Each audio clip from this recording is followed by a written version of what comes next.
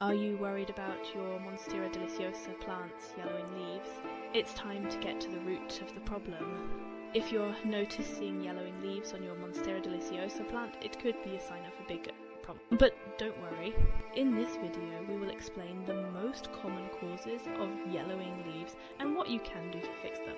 One of the most common reasons for yellowing leaves is poor lighting. Monstera Deliciosa plants prefer bright, indirect light.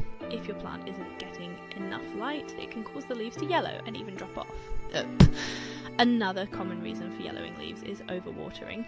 Monstera Deliciosa plants need well-draining soil, and overwatering can lead to root rot, which in turn can cause yellowing leaves.